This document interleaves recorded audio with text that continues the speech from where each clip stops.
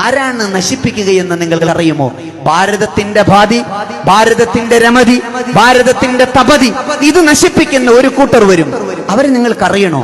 ഞാൻ ഈ അടുത്ത കാലത്ത് കേട്ടതിൽ എന്നെ ഏറ്റവും ആകർഷിച്ച, എപ്പോഴും ഈ പ്രതിസന്ധിയുടെ കാലത്ത് വല്ലാതെ ഓർമ്മിപ്പിച്ചൊരു വാക്കാണത്. അതും വേദഗ്രന്ഥത്തിൻ്റെത് തന്നെയാണ്, ഭാരതീയ സംസ്കാരത്തിൻ്റെത് തന്നെയാണ്. പറയുന്നത് ഇങ്ങനെയാണ്: നിർവീര്യ പൃഥിവി നിരൗഷധരസാഹ വീജാ മഹത്തം ഗദാഹ വിപ്രാ വികർമ്മസ്ഥിതാഹ രാജാ അനർത്ഥപരായണ സമുദിതാഹ രാജാ അനർത്ഥപരായണ സമുദിതാഹ ഭാര്യാഹ ഭർതൃഷു ബദ്ധവൈരഹൃദയാഹ പുത്രോ പിതൃദോഷകാഹ ഇത്തം ഭൂതമിദം കലിയുഗേ ധർമ്മത്തദോ ഗച്ഛതി. അങ്ങനെ ഒരു കാലം വരും, ഈ രാജ്യത്ത് അവരെ ഇല്ലാതാക്കും. ഈ ഭാരതത്തിന്റെ ഈ നന്മയും പ്രകാശവും അവർ കെടുത്തിക്കളയും. അവരെ നിങ്ങൾക്ക് തിരിച്ചറിയാൻ ചില ലക്ഷണങ്ങൾ പറയാം. ആ കാലത്തെ തിരിച്ചറിയാൻ ചില ലക്ഷണങ്ങൾ പറയാം.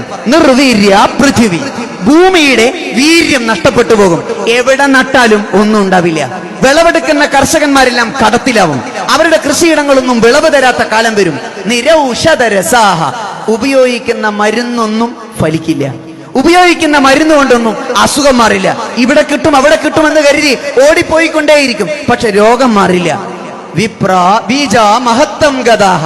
ഓർക്കണം നിങ്ങൾ, അങ്ങനെ ഒരു കാലം വന്നാൽ മഹത്വമുള്ള സ്ഥാനങ്ങളിലെല്ലാം മഹത്വം അശേഷമില്ലാത്ത മനുഷ്യർ കയറിയിരിക്കുന്ന കാലം വരും. ബീജ മഹത്വം ഗദാഹ, മഹത്വം തൊട്ടു തീണ്ടിയിട്ടില്ലാത്തവർ മഹാത്മ്യമുള്ള ഇടങ്ങളിൽ കയറിയിരിക്കും.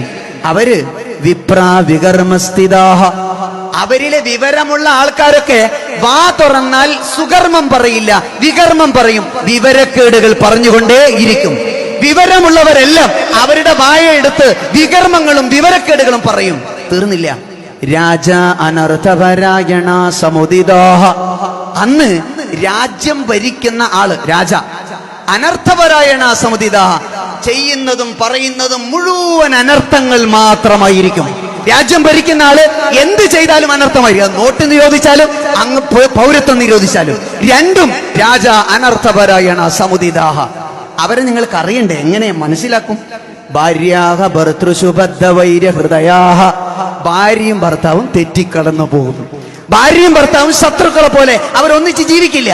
പുത്രോ പിതൃദോഷകാഹ, പുത്രനേക്കാൾ വലിയ കള്ളൻ പിതാവ്, പിതാവിനേക്കാൾ വലിയ കള്ളൻ പുത്രൻ. പുത്രോ പിതൃദോഷകാഹ, പുത്രന് ദോഷം പിതാവ്, പിതാവിന് ദോഷം പുത്രൻ. അങ്ങനെ ഒരു കാലം കണ്ടാൽ ഇത്തം ഭൂതം ഇതം കലിയുഗേ ധർമ്മത്തദോ ഗച്ഛതി.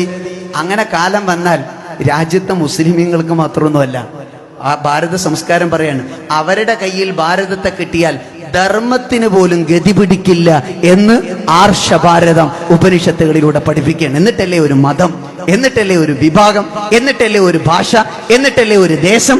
രാജ്യത്ത് ധർമ്മമാണല്ലോ നിലനിൽക്കേണ്ടത്. ആ ധർമ്മം പോലും ഗുണം പിടിക്കില്ല അവരുടെ കൈകളിൽ കാര്യമെത്തിയാൽ. അതുകൊണ്ട് ജാഗ്രവത്താകുക. എന്നിട്ട് ഇത് പറഞ്ഞിട്ട് സ്വാമി വിവേകാനന്ദൻ പറഞ്ഞു, ഇതിന് പരിഹാരം ഉണ്ടാക്കണമെങ്കിൽ ഉത്തിഷ്ഠത, ജാഗ്രത, പ്രാപ്യപരാൻ നിബോധിത, 3 കാര്യങ്ങൾ. ഉത്തിഷ്ഠത, ഉറങ്ങരുത്, ഉണരുക. ഷാഹീനുകൾ പോലെ കത്തിജ്വലിക്കുന്ന ആവേശത്തോടെ ഉണരുക.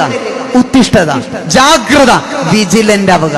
ഒരു നിമിഷം പോലും വിശ്രമിക്കാതെ ബോധ്യത്തോടെ, നമ്മൾ അല്പത്തരത്തോടു കൂടിയല്ല, അമിതമായ വിശ്വാസത്തോടു കൂടിയല്ല, ജാഗ്രതയോടെ നോക്കിയിരിക്കുക.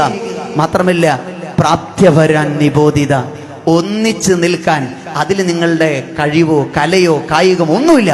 ഒന്നിച്ച് നിൽക്കാനുള്ള നിബോധിത, ചേർന്ന് നിൽക്കാനുള്ള പ്രാപ്തി കൈവരിക്കുക. എല്ലാ മതിൽക്കെട്ടുകളും ഭേദിച്ച് ഒന്നിച്ചു ചേരാനുള്ള പ്രാപ്തി കൈവരിക്കുക. ഇത് 3 വന്നാൽ ഈ മൂല്യക്കെടുതികൾ, ഈ മാലിന്യങ്ങൾ പിഴുതെറിയപ്പെടുക തന്നെ ചെയ്യും. ആ പിഴുതെറിയപ്പെടുന്ന കാലത്തിന് വേണ്ടി കാത്തിരിക്കേണ്ടവരാണ് ഞാനും നിങ്ങളും. അങ്ങനെ ശ്രമിക്കുമ്പോൾ കാലം മാറും, സമൂഹം മാറും, മനുഷ്യൻ മാറും.